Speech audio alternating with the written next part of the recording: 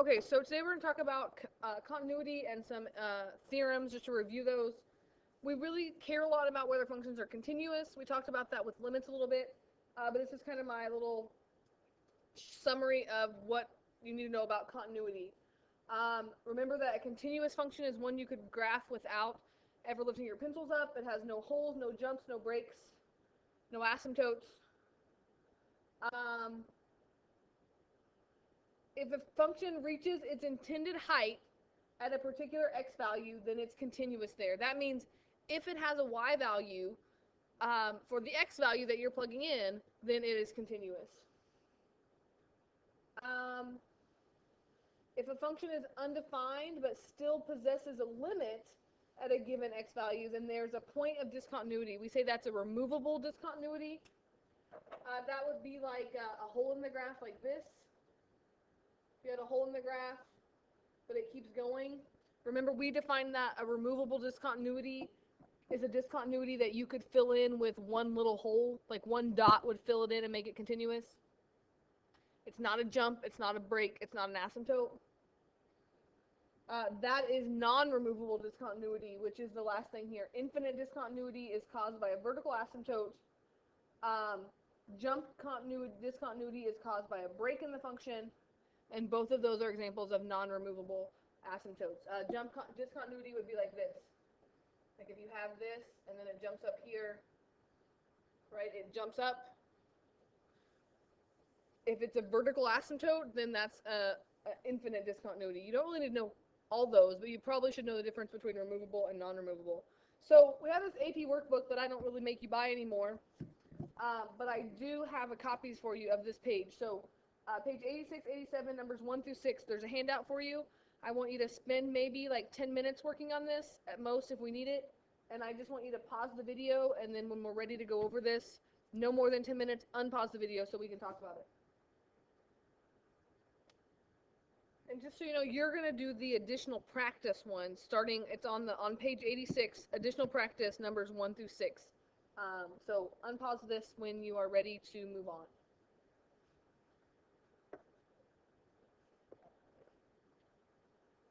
Okay, so I'm assuming you've had a few minutes to work on this. So let's talk about these. The first three just say use the definition of continuity to decide whether each of these functions is continuous. If it's not continuous, explain why it's not continuous. Well, number one's one that shows up every now and again. Remember what that means? That's the greatest integer function. So right away, if you remember what the greatest integer function looks like, that's a step function. And at each whole number, it steps up. So if you remember what that means, that means every number between 0 and 1 rounds back to 0, and then every number between 1 and 2 rounds back to 1. Every number between 2 and 3 rounds back to 3, and then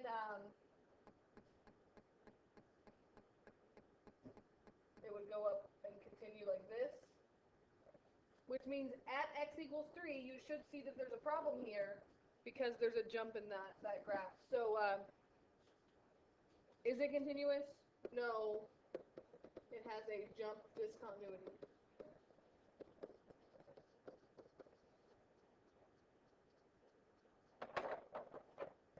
Number 2 is our favorite. You're definitely going to see these on the AP exam.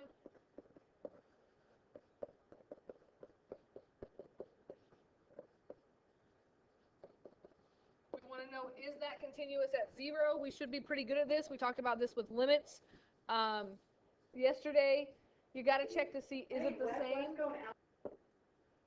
Is it the same value when we plug 0 in there? And you should be able to see pretty easily. If we plug 0 in the top, we get 0 plus 5, which is 5. If we plug 0 in the bottom, well, there's nothing to plug in. You just get 4. 4 does not equal 5. So if you were writing your answer, like explaining it, we would say no, that there's no jump discontinuity. In terms of limits, we could say no, because the limit as x approaches 0 from the left of g of x does not equal the limit as x approaches 0 from the right of g of x. In terms of continuity, again, that's going to be a jump. It jumps from 4 to 5 at 0, or a non-removable discontinuity. Same thing for number 3. Again, plug 2 in and see what happens, and you should get 4 for both of those. If you plug if you plug 2 into the top function, you get 4. If you plug 2 in the bottom function, you get 4. So because those meet up, they have the same limit, we can say that number 3 is continuous.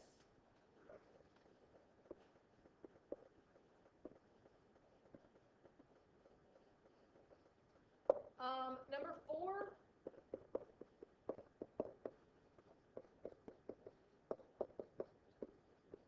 first part A, shouldn't be so bad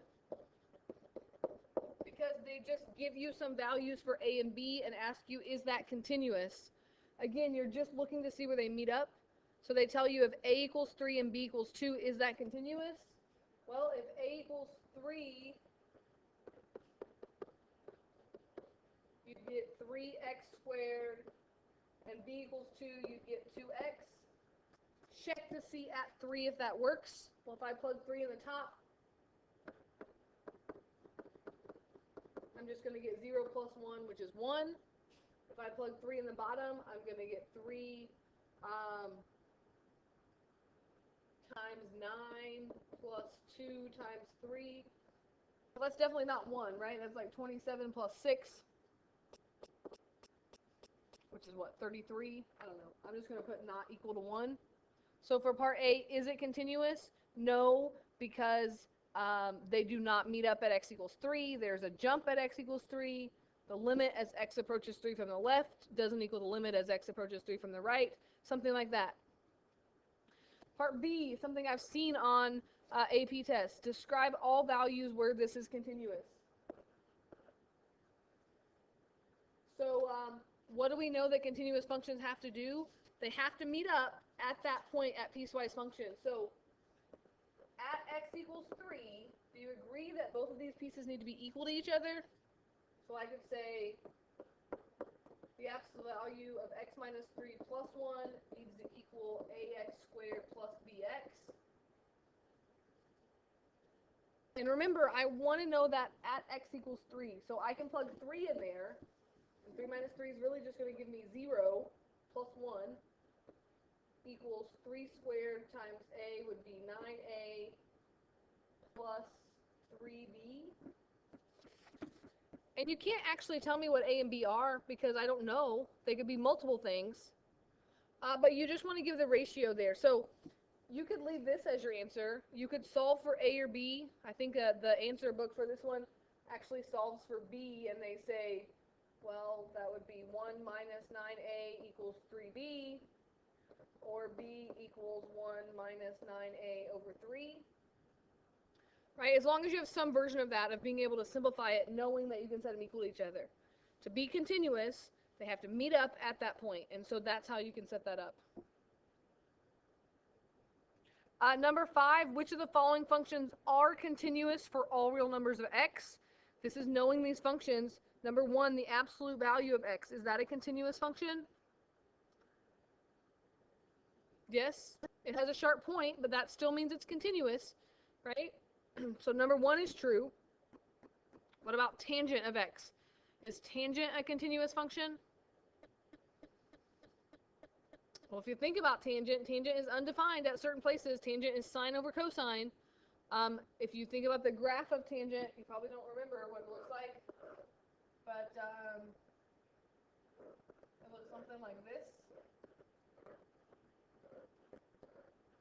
And it just keeps having asymptotes. So number 2 is not continuous. It has asymptotes. What about number 3? What's the graph of number 3 going to look like? It's a parabola, which means it's a continuous function. So 1 and 3 are true. 2 is not true. So E should be your right answer. Again, those are very common AP questions. And from that first AP test practice, you should have seen those. Those are kind of tricky sometimes.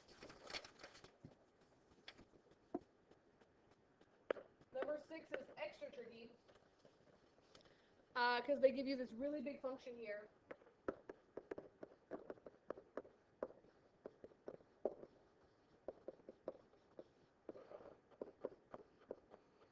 And it says, which of the following statements is true? And they're talking about all these discontinuities at 3 and at -3.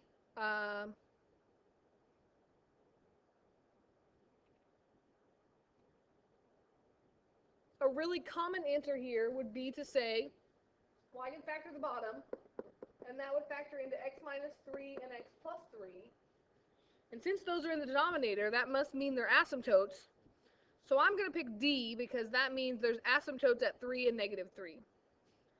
The problem is they could be a removable discontinuity, which means the difference between a whole and an asymptote is that if a factor is in the numerator and the denominator and you can cancel it out, then that means there's just a hole in the graph, or a removable discontinuity. So the problem with number 6 is, how do I factor that?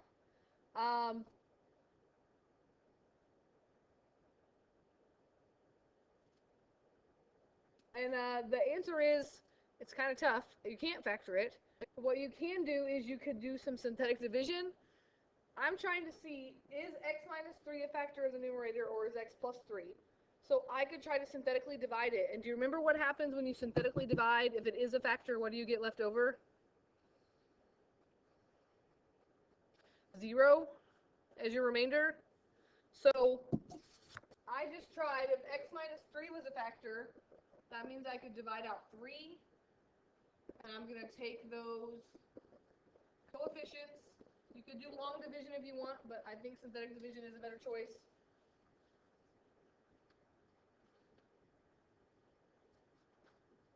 Bring it down to 1 and multiply it up, and then remember you're just adding. What I'm looking for here is that I'm going to get 0 as my remainder. But I can't add. I think that's 26, not 27. -78 and -42 definitely does not work. So 3 is not a factor. Okay, 0. But now I can check this one. So if it's x plus 3, that means my 0 would be at -3. And if I can show that this also is not a factor of the numerator, then that means I think D would have to be the right answer, because there's definitely undefined spots there in the denominator.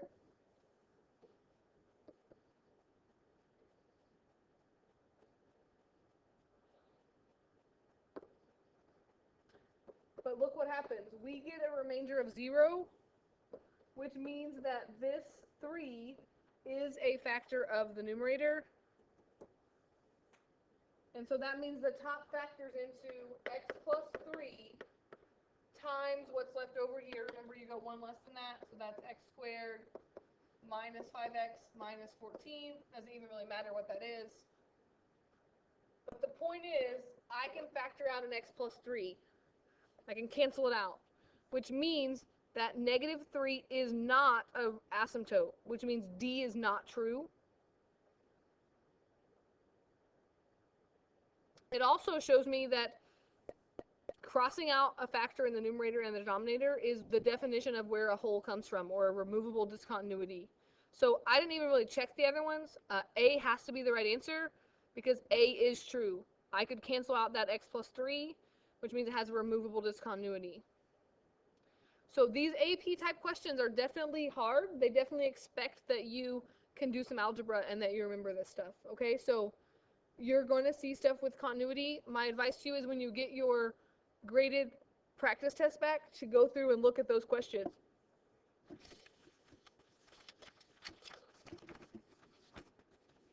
Okay, what else can we talk about? A few theorems that we talked about very early on in the year that I just want to kind of go back over with you.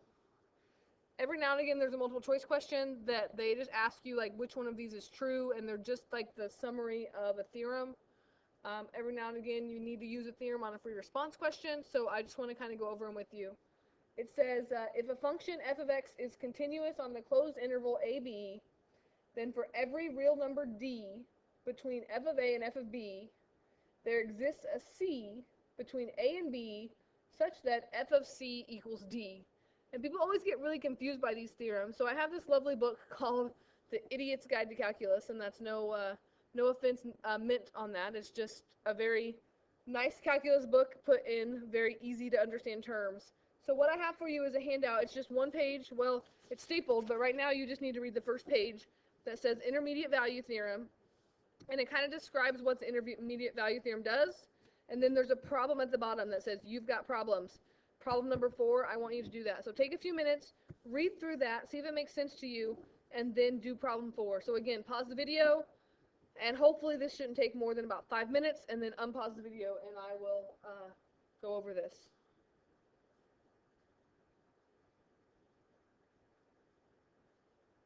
Okay. So I really like this. It's a really good book. I haven't read the whole thing, but what I've read is really funny, I think. He takes the intermediate value theorem and applies it to something that makes sense. And all this right here, it's really just saying if you have a continuous function, if there's no breaks or no holes or no asymptotes, for every x value that's listed, there has to be a y value that goes with it. If you know that your weight went from here to here, then every value in between there was also true, right? Like, I don't really want to tell you my starting weight before I was pregnant and my ending weight of my pregnancy. But if I know I started at such and such weight and I ended at such and such weight, there's no way that I could skip over a pound there, right? I might have gained more than 1 pound at once when I weighed myself, but I really was that weight at some time also. And that's what the intermediate value theorem shows. So on problem 4, it says explain why the function g of x equals x squared plus 3x minus 6 must have a root or an x-intercept between 1 and 2. You should be able to look at that and say, well, what would happen if I just looked at the endpoints? What would happen if I did f of 1? And if you did, oh, sorry, I guess it's g of 1. If you did g of 1 and you plug that into the function, you'd get 1 plus 3 minus 6. I think you get negative 2 as your answer. And if you plug in the other endpoint of 2, I think you would get 4 plus 6 minus 6, you get 4. That's saying from x equals 1 to x equals 2, the y values are going from negative 2 to positive 4. So let's see here. At 1, it's at negative 2, and at 2, it's at positive 4.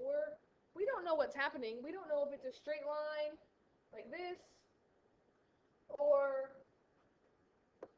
if it's like this. Right? We don't know how those are connected, but we do know that that is a continuous function. And so you should be able to write that out in words. Like, I'm not going to write it up here, but I'm going to read to you what I wrote.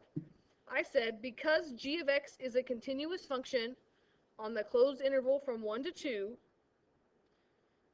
and g of 1 equals negative 2, and g of 2 equals 4, kind of just stating what I know, then the graph had to cross the x-axis somewhere between 1 and 2, because the y values change from negative to positive. And the only way to change from negative to positive is if somewhere in here it crosses at 0. So that's what the intermediate value theorem says. It's not too earth-shattering, as they said, but it is important.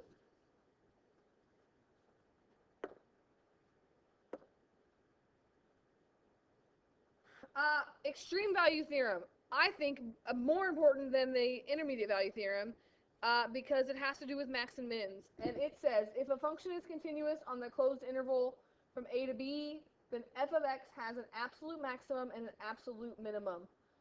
Remember that in order for that to happen, it has to be a closed interval. If your domain is closed, you are guaranteed to have a maximum and a minimum. If your domain is open, that's not guaranteed. So that definitely shows up on the AP exam. I'm going to have you read the handout here, but here's kind of my summary of the extreme value theorem.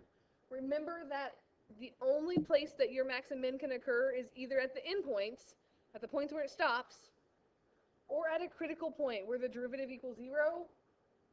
And remember that you're looking for the y value. So if you turn the page from the little handout there over the intermediate value theorem, page 129, you're not going to start reading until it says the extreme value theorem, but I want you to kind of go through that, maybe even talk through it with each other if you want of the problem.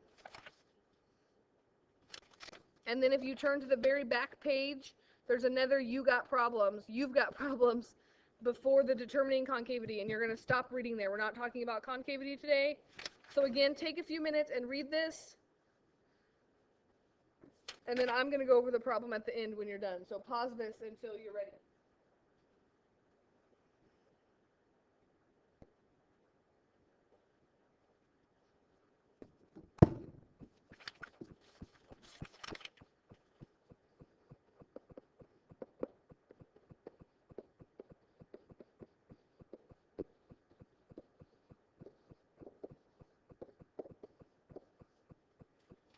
So here is the function on that last problem, and it says find the absolute max and min, or find the max and min. They don't have to say the word absolute there. Because they tell us it's a closed interval, you only have a certain amount of options that you can check. You're going to check your endpoints, but you also want to check your critical points. So before I check my endpoints, first thing I'm going to do is find my critical points, which means I'm going to take my derivative. And they couldn't have given us a real nice, easy linear one here. They gave us a quadratic. If I'm going to set that equal to 0, I could do completing the square, I could do the quadratic formula, or I could factor it. And definitely you can do that whole factor by grouping where you multiply the 3 and the 5 together. It's going to work. But I also want to show you that this isn't bad to factor just by filling it in. To get 3x squared, 3 is a prime number. The only place it can go is here, 3 and 1. And to get 5 at the end, it's a prime number also. It has to be 5 and 1. Put it so you get 8 in the middle when you multiply that out. If you put the 5 over here in the second parenthesis, 5 times 3 is going to be 15, and that's not going to work. So I'm going to put the 5 here and the 1 here. And since it's all positive, I think I'm going to add that. And when you work that out, it does work. You get 3x squared plus 3x plus 5x, which just gives you 8x plus 5. So when I solve that, I get x equals negative 5/3 and x equals negative 1. So my options for my max and min are my critical points. So I'm going to check negative 5/3. I'm going to check negative 1. But I'm also going to check the endpoints in my interval. And I'm just going to plug those in. And I'm just looking for the biggest value is the maximum, and the smallest value is the minimum. And so I'm not going to waste time showing you I plug those in, but I'm going to plug these back into the original function, not the derivative. And if I plug negative 5/3 in, I got negative 104 over 27. When I plug negative 1 in, I got negative 4. When I plug negative 5 in, I got negative 52. And I plug 2 in, I got 32. Really, really important that you understand what it's asking. It doesn't even ask you where it occurs. Sometimes it could, but it just asks you for the max and the minimum. And it's really important, they talk about it in here. It's the y value. That's the caution there right above this problem. Make sure you give me the y values, not just the x values here. So I would say that there is a maximum of 32, right? The maximum is 32. It's that height. And if you want to, you can say that occurs at x equals 2. And the minimum is the smallest value, which is negative 52. And that occurs at x equals negative 5. So make sure you look out for that if it's a closed interval. Okay? How much time do we have here? Let's see. I'm going to keep going. Last thing here, differentiability. Once we talk about whether something's continuous, and we talked about limits, we talked about if something's differentiable, which means if it has a derivative. Remember that if a function has a derivative at an x value, that means it is continuous. So if it's differentiable, it implies that it's also continuous. If it's not continuous, then it's not differentiable, right? You cannot take the derivative of something if it's not continuous, because the definition of a derivative is a limit. If the limit doesn't exist, then the derivative doesn't exist. Remember we learned these 4 places where there'll be no derivative. One is a discontinuity. What am I missing here? Discontinuity, sharp point. Oh, I kind of put a cusp in there. We have that too. Those are kind of very similar to each other. But you can't take the derivative at a sharp point like absolute value. And a vertical tangent line. Those occur at like the cube root of x. Right? Anytime you see kind of a weird root there, that usually happens. So make sure you kind of think about that as you're doing that.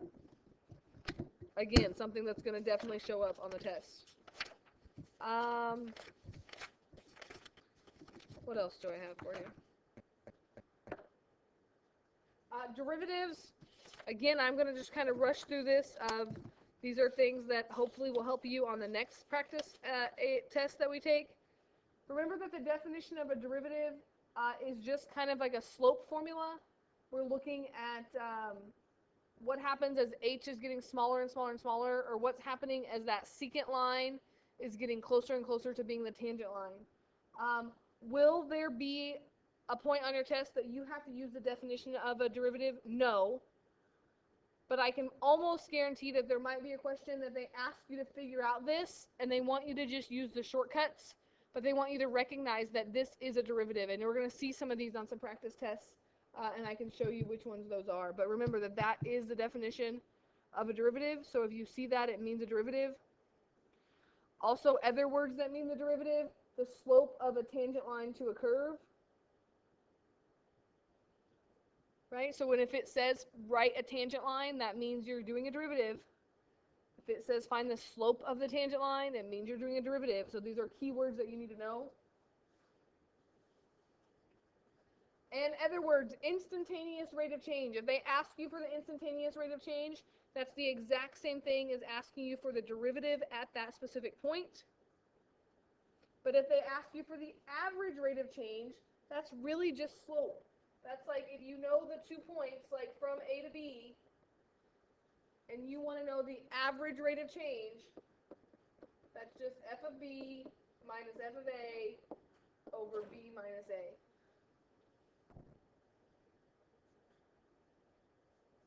You can also use that to approximate the instantaneous rate of change. And I'm telling you this because it shows up a lot. Let's say you don't know the exact value to take the derivative of. If you know 2 points that are the same distance away from it, you can do the average rate of change. And that's going to be on your homework tonight. So we'll see how that goes. I'm not going to really go through these, but these are the basic rules for knowing how to evaluate a derivative. Definitely going to show up on the no calculator part of the test. The power rules are basic rule, product rule. If you're taking the derivative of f of x,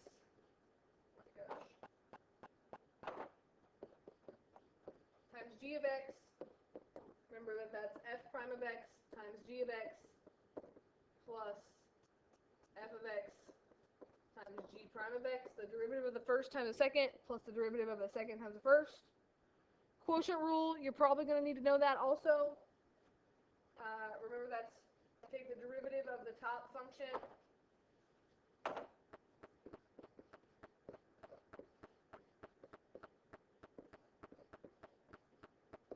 You take the derivative of the top function times the bottom function minus the derivative of the bottom function times the top function.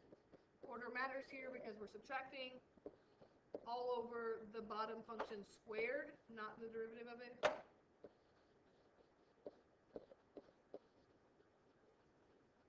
The chain rule, again, very, very important. You should have seen this on the practice test. Make sure you go through those. I got 1 through 3 for you today, which is mostly about instantaneous rate of change and average rate of change, but definitely not a bad idea to go back over that first practice test when you get it back, over these basic rules and checking them. So you're just doing 1 through 3. on the handout. And again, make sure you pay attention to where the 1 through 3 is. It's not the first 1 through 3.